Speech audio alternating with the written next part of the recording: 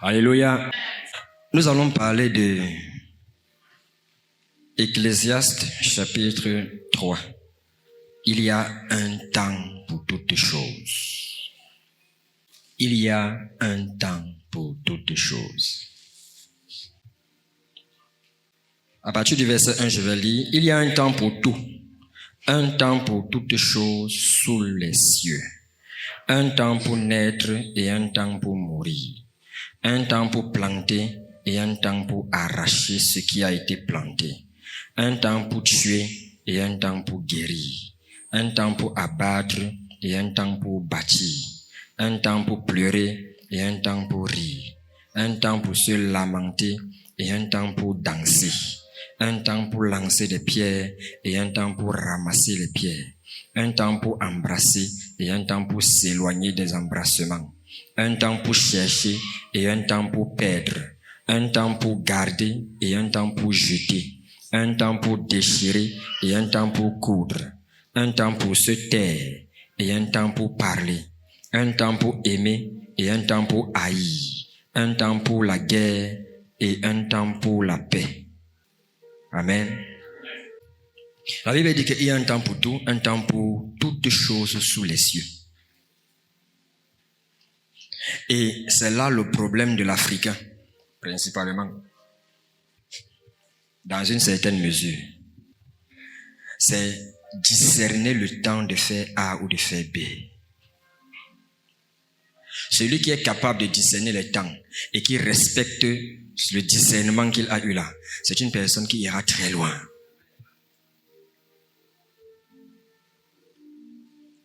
Tout à l'heure, c'était un temps pour danser et un temps pour se réjouir dans la présence du Seigneur.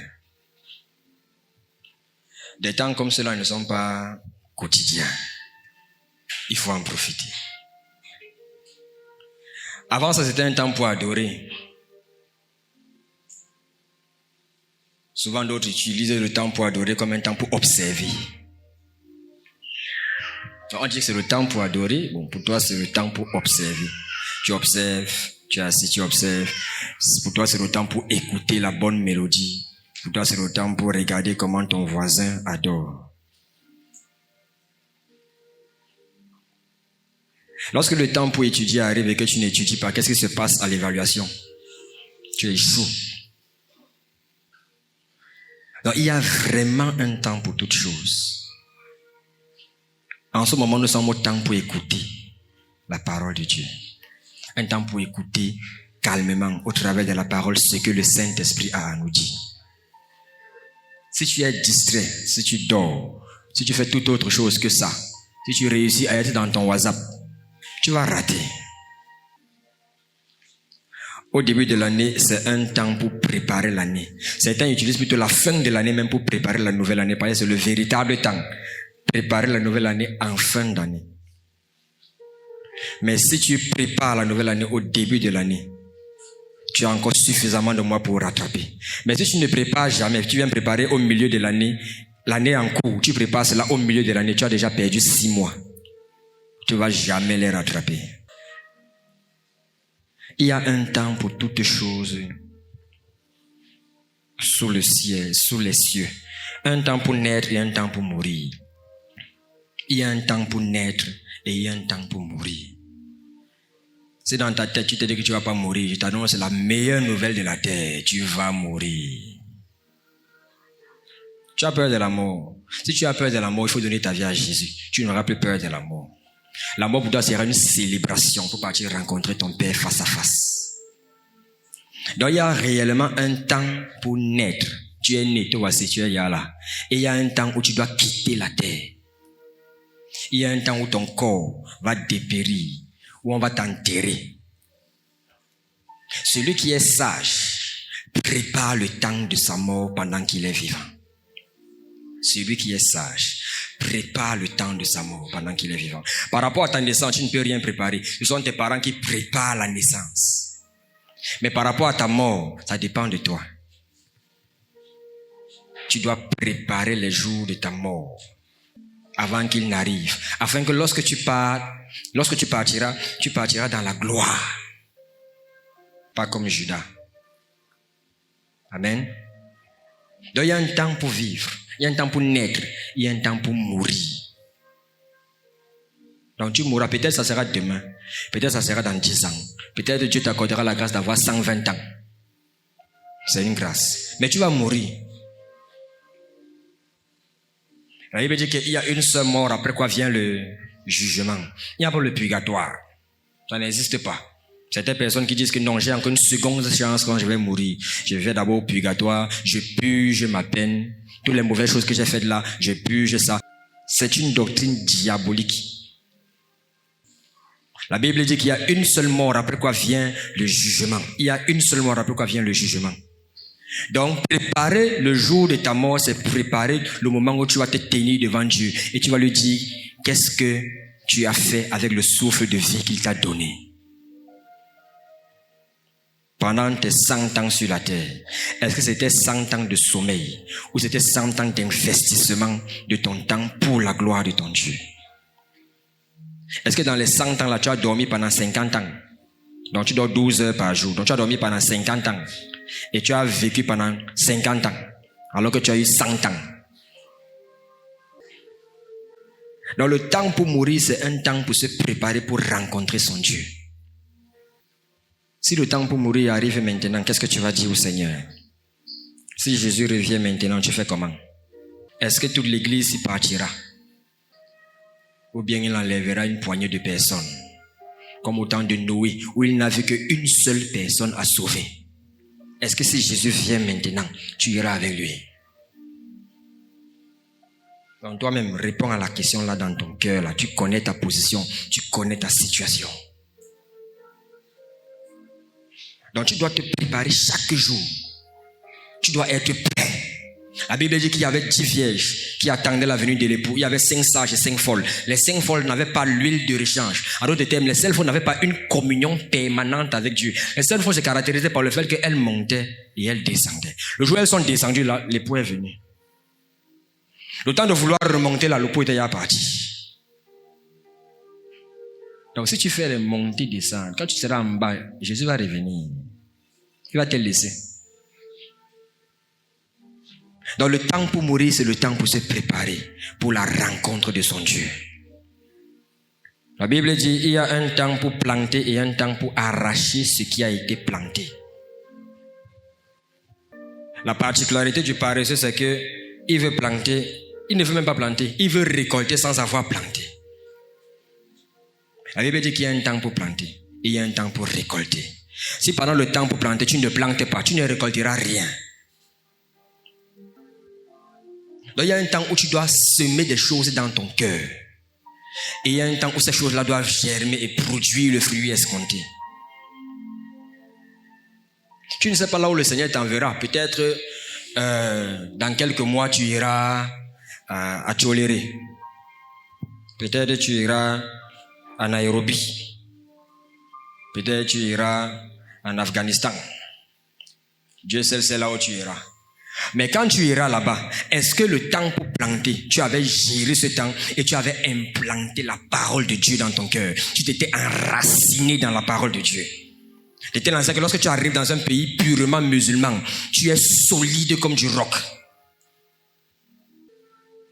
Lorsque tu rates le temps pour planter, c'est que tu rates la récolte. La Bible dit que va vers la fourmi. Qu'est-ce que tu vas observer chez la fourmi? Pendant les mauvais jours, la fourmi n'a pas de problème. Pourquoi? Parce que pendant les bons jours, elle a pris le temps pour amasser. Les moments que nous traversons ici, certaines personnes pensent que ce sont les mauvais jours. Ça n'a rien à voir avec les mauvais jours. Il faut demander à un Syrien qui est sous les bombes, ou bien à un Palestinien qui est sous les bombes, que c'est quoi les mauvais jours. Tu vas comprendre ce que c'est que les mauvais jours. Tu manges bien, tu dors, tu prends le taxi, tu prends la moto. Souvent tu marches même au milieu de la route, la voiture t'évite. Tu dis que c'est les mauvais jours.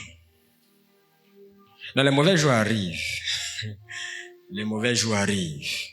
Lorsque les mauvais jours arriveront, est-ce que tu seras prêt à les affronter? Ça dépend de ce que tu fais maintenant. Ton avenir dépend de ce que tu décides de faire maintenant. Qu'est-ce que tu plantes dans ton cœur? Quelles sont les choses qui sont dans ton cœur? La Bible dit que garde ton cœur plus que toute autre chose, car c'est de lui que viennent les sources de la vie. Qu'est-ce que tu plantes dans ton cœur? Qu'est-ce que tu laisses s'installer dans ton cœur? Si Jésus ouvre ton cœur maintenant, on va voir quoi dedans? Qu'est-ce que tu sèmes dans ta vie? Tu te réveilles le matin. Tu plantes quoi pour la journée dans ton cœur? Tu dors dans la nuit. Qu'est-ce que tu plantes pour la nuit?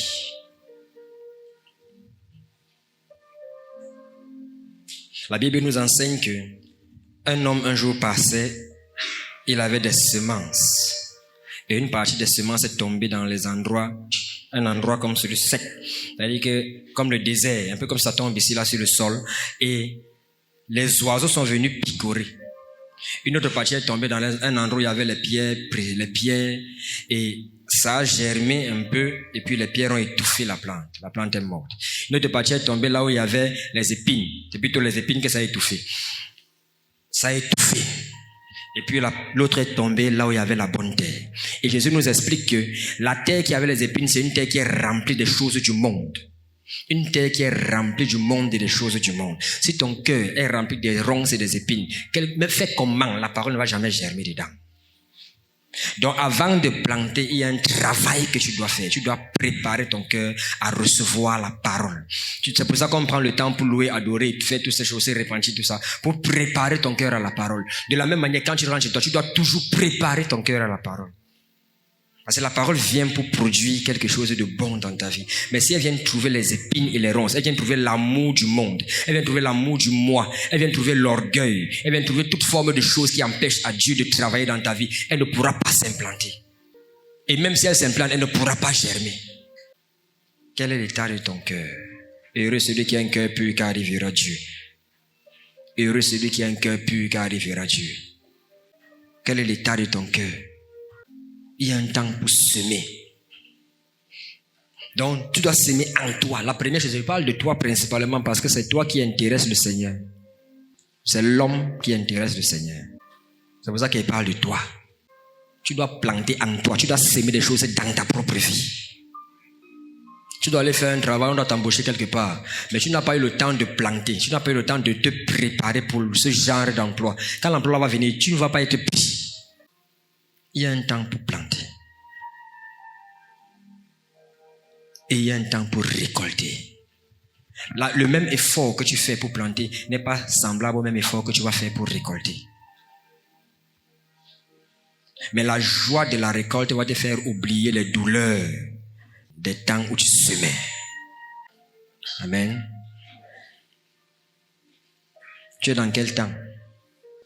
Par rapport à ta vie, ce que tu es en train de vivre en ce moment, c'est ce que tu as planté hier par rapport à ta propre vie. Si tu es satisfait de la vie que tu as maintenant, ça veut dire que ce que tu as semé hier là était bien. Si tu es insatisfait, Dieu ne peut pas te donner ce que tu ne mérites pas. On dit que si tu sèmes le noyau de la mangue, tu vas récolter quoi? Les mangues. Tu ne vas jamais récolter les goyaves. Donc ce que tu sèmes là, c'est ce que tu récoltes. Donc ce que tu es là, tu es le produit de ta semence. Tu es le produit de ta semence.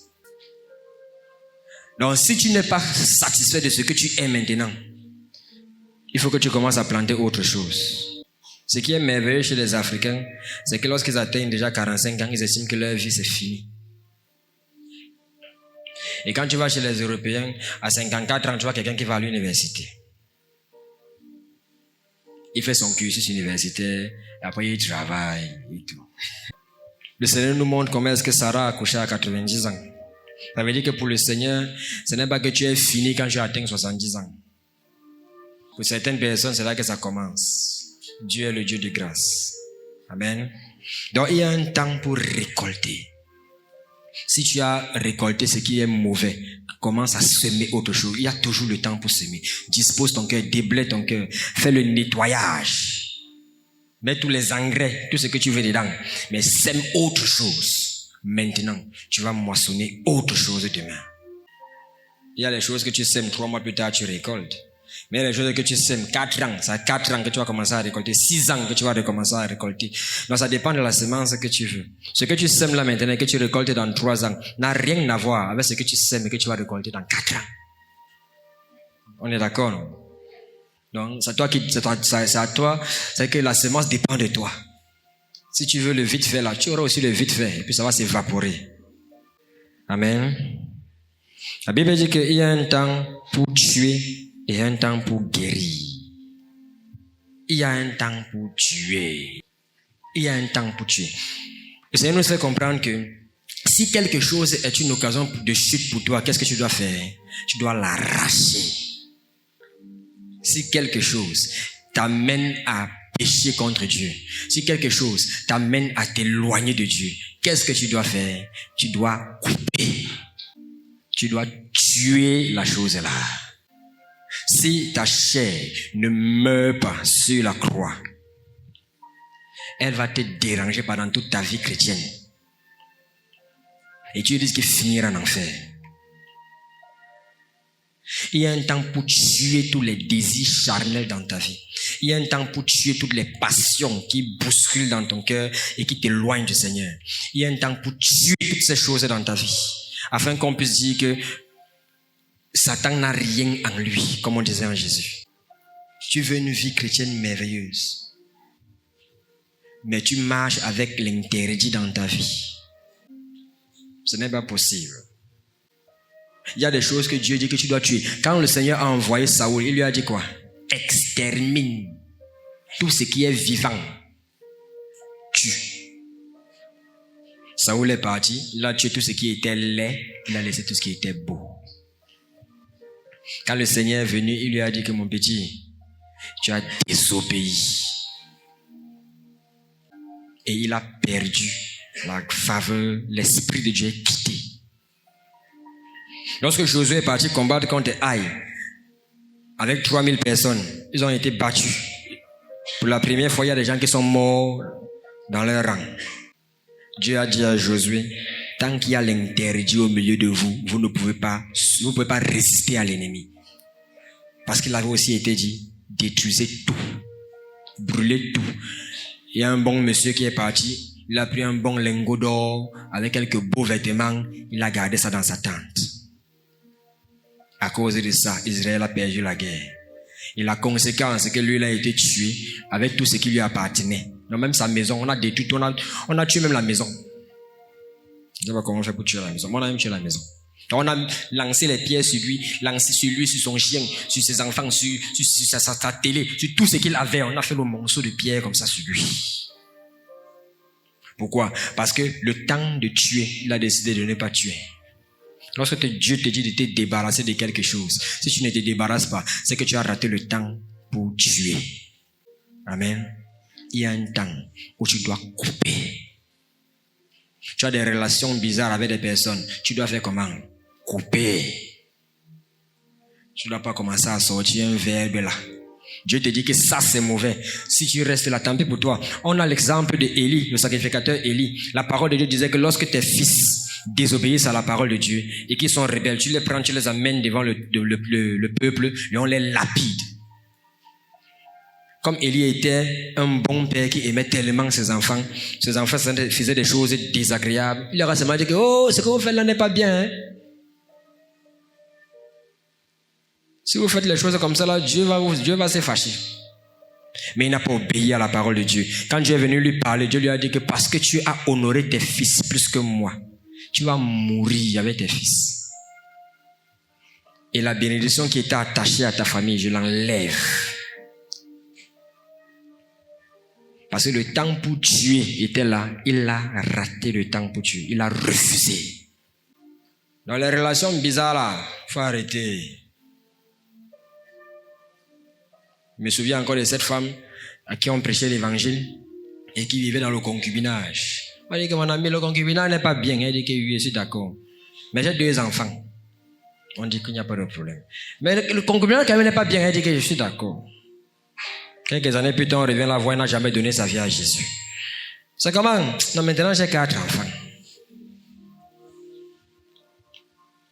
Donc, tu as les bonnes raisons pour demeurer dans la désobéissance, quand le Seigneur va venir, il ne va pas te compter parmi ces gens. Il ne te connaît pas. Les femmes ont souvent certaines femmes, parce que ce n'est pas toutes les femmes qui sont comme ça. C'est-à-dire qu'elles sont souvent fortes pour ajouter l'erreur sur l'erreur. Tu as fait l'erreur d'avoir un enfant avec une mauvaise personne. Maintenant, tu fais l'erreur de l'épouser. Tu ajoutes l'erreur sur l'erreur. Tu vas vivre l'enfer. Vaut mieux vivre avec l'enfant là et te battre pour l'éduquer. Si le père veut, il envoie ce qu'il envoie là. Que de partir te mettre sous sa botte et épouser un homme impie. Tu vas vivre l'enfer sur la terre. Tu as ajouté l'erreur sur l'erreur. Il y a un temps pour tuer tout ce qui est mauvais en nous, autour de nous. Tu dois tuer. Tout ce qui fait la guerre à ton âme, tout ce qui t'éloigne de Dieu, tu dois tuer. Un temps pour tuer et un temps pour guérir. Il y a un temps pour guérir. Lorsqu'on regarde dans l'histoire de Jésus, on va se rendre compte qu'il y a certaines guérisons que Jésus a, ou il y a certains miracles que Jésus a fait, et il disait que c'était pour la gloire de Dieu. Un homme est né aveugle, des années et des années il a vécu comme ça. Quand Jésus vient, Jésus dit que non, le fait qu'il soit aveugle là, ce n'est pas parce que ses pères ont péché, c'était pour la gloire de Dieu. Ça veut dire que pour lui, il y avait un temps clair pour guérir. La bonne nouvelle pour nous, en ce moment-ci, c'est quoi? C'est que le temps pour guérir, c'est maintenant. Quand Jésus est venu, Jésus a dit que le temps, l'année de grâce, il est venu pour proclamer l'année de grâce. En d'autres termes, il est venu pour proclamer le temps de la guérison. Il est venu pour proclamer le temps de la restauration. Il est venu pour proclamer ce temps-là. Donc le temps pour guérir là, c'est maintenant. Ça dépend maintenant de ta foi. Si tu crois, cela sera fait. Si tu ne crois pas, on va encore attendre. Donc le Seigneur est dans le temps pour la guérison maintenant. Mais il a besoin des gens qui croient. Quelles qu'en soient les blessures qui sont dans ton cœur, quelle qu'en soit la profondeur des blessures qui sont dans ton cœur, le temps de la guérison, c'est maintenant. Jésus a dit que je suis la résurrection et la vie. Pendant qu'il était en train de le dire, cette jeune femme pensait que ok, c'est la résurrection dans le futur. Il dit que non, c'est maintenant. Et pour te démontrer ça, il va ressusciter Lazare. Si Jésus peut faire quelque chose demain, il peut aussi le faire maintenant. Si tu as la foi de demain, commence à ramener ta foi maintenant et tu verras ce que tu veux voir demain là. Tu vas voir ça maintenant.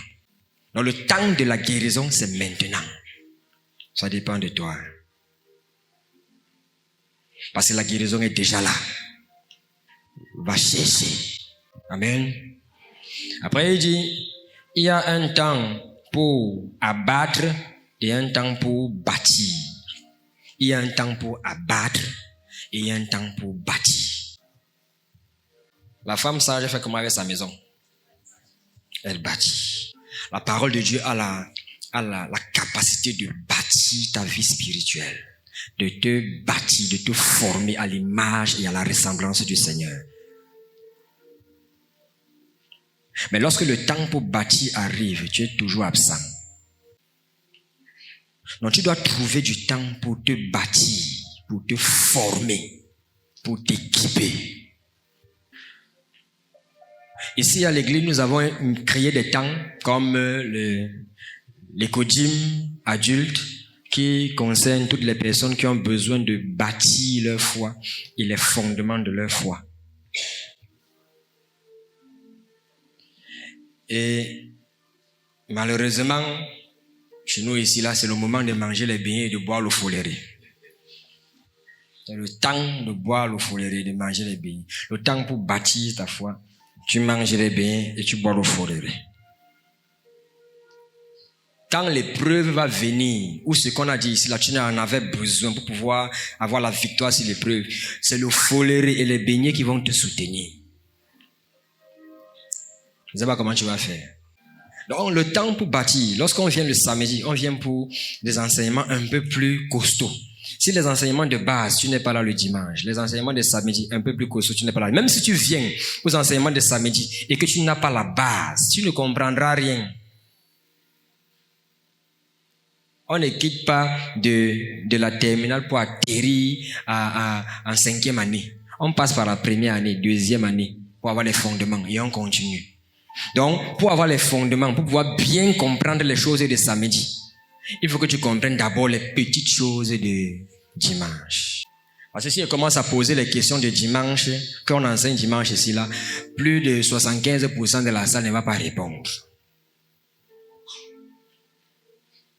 Plus de 75%. On dit que, c'est ça qu'on enseigne. C'est ça qu'on enseigne. Et après, il ne vient pas. Donc, il y a un temps pour bâtir. Et nous avons ce temps pour bâtir. Dans le forum, nous avons les méditations. Nous avons la radio. Nous avons le temps d'enseignement. Nous avons la prière. Pour bâtir dans la prière, nous avons la prière. Nous avons les forums, nous avons toutes ces choses-là. Tout un arsenal qui a été mis sur pied pour que tu puisses être bâti et que tu puisses être solide dans ta foi. Mais tu viens à l'église à 9h45. Et tu veux être bâti dans la foi. Lorsqu'on te demande de lire la parole de Dieu tous les jours, tu n'arrives pas. Tu vas faire comment? Dans ta maison, lis la parole de Dieu. Lis la parole de Dieu. Tu dis que non, j'ai mal aux yeux. J'ai mal aux yeux. Tu n'as jamais mal aux yeux pour voir autre chose. Mais pour la parole de Dieu, tu as mal aux yeux. Achète la Bible qui a les grosses écritures. Ce n'est pas l'argent. Si on voit la qualité de mèche que tu as, on comprend que non, il y a l'argent. Le genre de parfum que tu mets. Mais il n'y a pas l'argent pour acheter et pour lire la Bible. Comment peux-tu bâtir ta vie spirituelle si tu n'as pas du temps pour elle? C'est la sorcellerie. C'est-à-dire que c'est la sorcellerie. Si tu réussis à bâtir ta vie spirituelle sans avoir le temps pour la bâtir, c'est la sorcellerie que tu fais. Alors, tout ce qui ne se comprend pas, on appelle seulement ça la sorcellerie. Donc il y a un temps pour bâtir, il y a un temps où tu dois mettre des fondements solides dans ta foi. Prends le temps pour lire la parole, pour méditer la parole, pour t'interroger sur les choses de la parole, pour mettre en pratique la parole. La Bible dit que tu dois être rempli, abondant de la parole de Dieu. Tu dois être la parole de Dieu. Tu dois devenir parole de Dieu comme Jésus. Devenir parole de Dieu. Donc prends le temps. Une maison qui est bâtie sur du sable, est-ce qu'elle va résister lorsque les vents vont venir? Non. Une maison doit être bâtie sur du rocher. Pour qu'elle soit bâtie sur du rocher, il faut creuser profondément, aller trouver le rocher là-bas pour implanter les fondations. Et on ne prend pas les fondations en un jour, ça prend du temps. Mais toi, tu estimes que bon, il peut y venir dimanche, c'est quoi? Que Dieu se contente de ça, il y a beaucoup. C'est insuffisant. C'est insuffisant. Dieu t'appelle à plus de profondeur. Dieu est un Dieu des profondeurs. La pêche miraculeuse ne se fera jamais au bord de la mer. Elle se fait au milieu de la mer. Là où il y a des grands poissons. Les grands miracles, la grande gloire de Dieu ne va jamais se faire au bord de la mer. C'est pour les gens de profondeur que ces choses sont destinées. On ne prend pas les choses précieuses pour donner aux pauvres ou aux petits chiens. On donne aux fils. Et les fils sont les gens de profondeur. La légèreté, là, ça mène en enfer. Il faut arrêter. En 2024, c'est là, il faut arrêter la légèreté. On parle prêcher l'évangile là-bas. Chacun d'entre nous, on est peut-être 30. Et on parle à 5 personnes. Et il y a 2 qui se convertissent. Ça fait 60 personnes. Les 60 personnes, les personnes ne peuvent pas les gérer tous. Ce sont les fidèles solides qui peuvent venir lui donner un petit conseil. Qui peuvent venir l'encourager. Peut-il faire ceci, peut-il faire cela. Mais si tu n'as même pas, tu n'as rien, tu n'es même pas enraciné en Christ, tu vas conseiller comment? On organise une grande campagne d'évangélisation. Les conseillers vont venir. Est-ce qu'on va partir prendre les gens dans les autres églises pour venir conseiller les gens qui sont les fruits de notre campagne d'évangélisation? Parce qu'on n'a pas de conseillers. Tout simplement parce que le temps pour bâtir, tu n'es pas là. Dans ta propre chambre, le temps pour bâtir ta vie de prière, tu n'es pas là. Le temps pour bâtir ta foi, tu n'es pas là. Quand Dieu te cherche comme ça, il ne te trouve jamais. On ne va rien bâtir. 2024, le Seigneur voudrait augmenter le nombre que nous sommes. Le Seigneur voudrait bâtir, nous amener à grandir spirituellement, nous amener à découvrir un autre niveau de gloire et nous amener à nous étendre. Maintenant, il y a 5 endroits qui s'ouvrent pour qu'on puisse aller rendre ministère là-bas. On se disperse. Ici, qui reste là? Qui gère? Le Seigneur a besoin des hommes responsables. Le Seigneur a besoin des femmes responsables. Il a besoin des personnes dont il peut compter. Qui sait que non, quand tu es là, il n'y a pas de souci. Il a besoin de ce genre de personnes. Et il faut que tu montes et tu atteignes ce niveau. Sinon, certaines personnes, les nouveaux venus vont venir, ils vont venir te passer comme ça là. La seule chose que tu auras à faire, c'est d'être jaloux. Pourquoi celui-ci là? Pourquoi celui-là? Pourquoi celui-là? Il vient d'arriver comme ça là, il monte. Est-ce que le Seigneur peut compter sur toi en 2024? Est-ce que tu peux t'engager à bâtir ta foi, à bâtir ta vie? Ne pas poursuivre les miracles et les prodiges. C'est bien les miracles et les prodiges. C'est pour ça que c'est pour les non-croyants même. On ne poursuit pas ça. Élie a fait tomber le feu du ciel. Le feu là a sucé l'eau. Tout le monde a dit que c'est l'Éternel qui est Dieu. Dès qu'ils ont fini de dire ça, Élie seul a attrapé 400 prophètes. Il l'a égorgé. Ils étaient où? Je ne sais pas où ils étaient. Il a égorgé les 400 prophètes. Il est descendu. Il a couru, il a traversé, il a couru plus vite que le cheval. Il a fait toutes ces choses-là. Le lendemain, le peuple était toujours dans l'idolâtrie. Ils ont reconnu que Dieu est Dieu, mais ça n'a pas changé leur vie. Le miracle était terrible, mais ça n'a pas changé leur vie. Le miracle peut se manifester dans ta vie, mais ça ne change pas ton cœur. C'est pour ça que le miracle n'amène pas au ciel. C'est la conversion. Le changement de ton cœur, c'est ça qui amène au ciel. Si tu refuses de te convertir, Dieu va faire 100 000 miracles dans ta vie. Tu iras en enfer avec les galons de 100 000 miracles. Je ne sais pas comment ça va se passer là-bas. Il y a un temps pour bâtir. Si tu as loupé le temps d'avant, ne loupe pas le temps de 2024 pour bâtir ta vie. Le Seigneur cherche l'homme. Il cherche toujours. Dans chaque génération, il cherche. Dans chaque famille, il cherche. Dans chaque maison, il cherche. Est-ce qu'il te trouve pour commencer une histoire nouvelle avec toi? Est-ce qu'il te trouve pour commencer une histoire avec ta famille? Est-ce qu'il t'a trouvé? Il y a un temps pour pleurer et un temps pour rire. Un temps pour se lamenter et un temps pour danser. Tant que tu n'as pas bâti ta vie avec Dieu, tu es dans le temps pour pleurer. Certaines personnes définissent le péché comme étant le fait de ne pas atteindre le standard que Dieu a établi pour toi.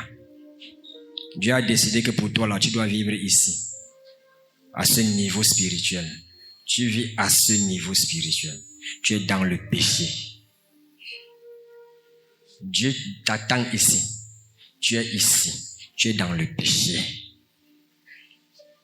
Parce que quand Dieu va venir te chercher ici, là, tu ne seras pas là. Le travail spirituel que tu dois mener pour atteindre ici, là, tu refuses de l'atteindre. Quand Dieu t'attend quelque part, ça veut dire qu'il t'a donné le nécessaire pour arriver à ce niveau-là. Donc si tu n'arrives pas à ce niveau-là, c'est parce que tu as relâché. C'est parce que tu as abandonné. C'est parce que tu n'as pas fait ce que tu devais faire. Parce que tu n'as pas travaillé dur pour arriver à ce niveau. Et quand tu ne travailles pas dur, tu es paresseux.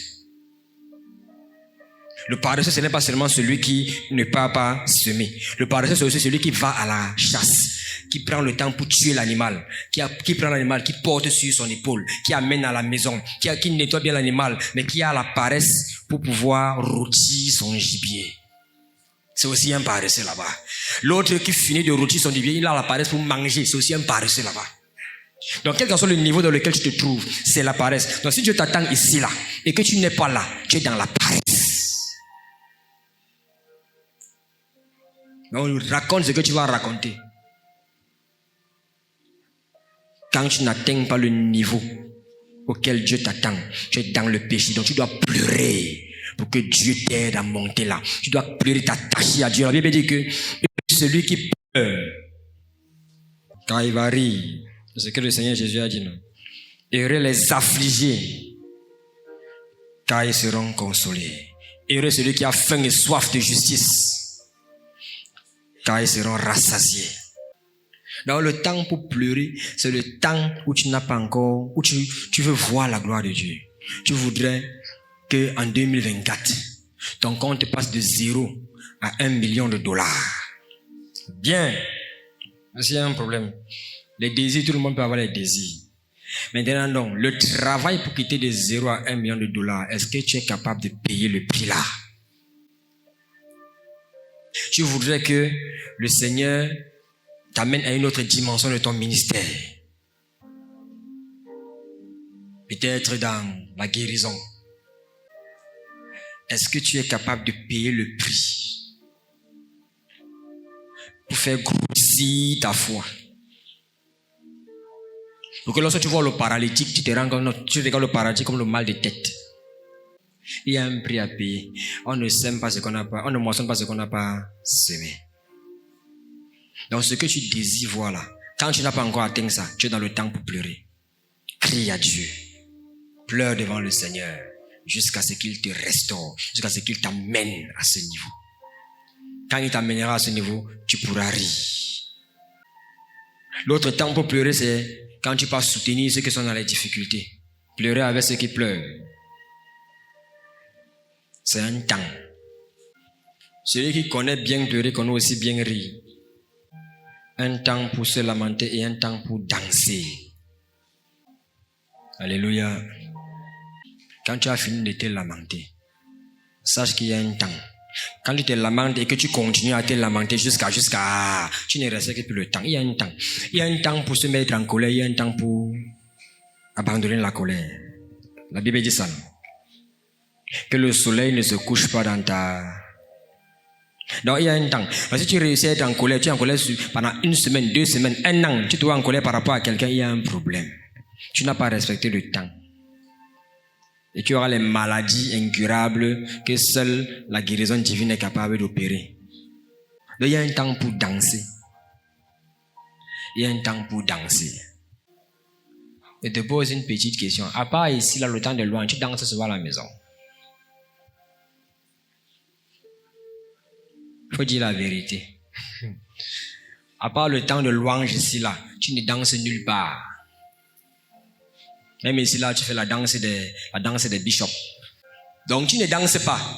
Quand tu étais dans le monde, tu dansais vendredi, samedi, dimanche. Tu partais en boîte, une boîte dans laquelle il y a la nuit dedans. C'est là-bas que tu trouvais ton plaisir, tu dansais. Maintenant, tu viens dans la boîte dans laquelle il y a la lumière dedans. Tu ne danses pas. Il y a un temps pour danser. Dieu te fait du bien. Parce qu'il t'a fait du bien, tu dois le célébrer. Elle veut dire que tu dois célébrer le Seigneur à tout temps. Donc, en tout temps, tu dois célébrer le Seigneur. En tout temps. Pourquoi? Parce qu'il te fait du bien à chaque tiers. Tu ne peux pas avoir le temps suffisant pour pouvoir rendre grâce à Dieu. Tu vas faire comment pour rendre grâce à Dieu pour tes 208 os? Que Seigneur, pour l'os, pour le cartilage, s'il a été dit merci. Tu as dit merci à Dieu pour le cartilage. C'est quand tu auras pour le cartilage que tu sauras qu'il faut rendre grâce à Dieu pour le cartilage. Les gens qui n'ont pour le cartilage, demandez-leur, c'est la souffrance. Tu rends grâce à Dieu pour la synovie. Dans le liquide qui fait en sorte que tes articulations puissent faire comme ça là facilement. Tu n'as jamais rendu grâce à Dieu pour ça. Si Dieu vient et qu'il te dit que mon ami, tu es un ingrat, accepte seulement. Parce que tu ne lui as jamais rendu grâce pour les sourcils que tu as ici là, qui font en sorte que la sueur n'entre pas dans tes yeux. Donc tu ne peux pas dire que tu vas rendre grâce à Dieu. Il y a tellement de situations, il y a tellement de choses que tu fais dans ta vie que si tu dois rendre grâce à Dieu, c'est continuellement. Continuellement. Donc quand tu dis que je prie, tu viens prier là, tu dis que les gens font comment pour faire 5 minutes de prière. Toi, dès que tu commences à prier là, oh Seigneur, vraiment merci parce que tu es bon, tu es merveilleux. Amen. C'est que tu refuses de voir les bontés de Dieu. Le soleil J'ai vu dans Google que le soleil était à 34 degrés cette semaine. Et que la chaleur ressentie, parce qu'il y a une différence entre la température qui fait et la chaleur que tu ressens. La chaleur ressentie était 42 degrés. Donc quand tu marchais, tu sentais comment la chaleur vient du sol pour tomber sur toi. Maintenant, ça c'est ici. Imaginez les gens qui sont à l'extrême nord. Quand nous on ressent 42 degrés, ils ressentent combien? Mais tu n'es pas mort. Hein. Ils ne meurent pas. Tu as rendu grâce à Dieu pour le soleil qui ne t'a pas tué. Tu n'as pas rendu grâce. Pour la couche d'ozone qui protège les rayons ultraviolets, tu n'as pas rendu grâce. Mais tu fais 2 minutes de prière, tu dis que donc tu as trop fait. Lorsque tu donnes des actions de grâce à Dieu, tu es en train de lui offrir un parfum de bonne odeur. Tu es en train de lui offrir un sacrifice qu'il agrée. Voilà le sacrifice que Dieu agrée. Les actions de grâce. Il aime ça. Mais quand tu regardes dans tes prières, tu vas te rendre compte que tes actions de grâce tournent autour d'un petit cercle. Merci pour mes enfants. Merci pour la vie. Merci pour la nourriture. Merci pour l'argent que tu vas me donner. Dès que tu as fini de dire le merci, là, tu ne sais pas quoi dire à Dieu. Qui va encore dire merci que ça va. Alors que tu marches avec tes 2 pieds, tu as les yeux, tu as les mains, tu as tout ce qui est nécessaire pour vivre et tu ne rends pas grâce. Les gens qui ont les cancers, là, ils ont fait quoi pour avoir le cancer? Je connais un monsieur qui est mort de la cirrhose du foie. Mort de la cirrhose du foie. Il ne buvait pas. Il ne fumait pas. Donc, d'autres ont des choses qui viennent comme tu ne sais pas d'où ça sort. Mais Dieu t'accorde la grâce de n'avoir aucune de ces choses. Dis merci, tu ne peux pas. Ça pèse tes lèvres, on y a 100 kilos. Tu ne veux pas dire merci. Amen. Il y a un temps pour toutes choses. Comme il y a un temps pour arrêter la prédication. C'est ça, non? Que le Seigneur soit loué.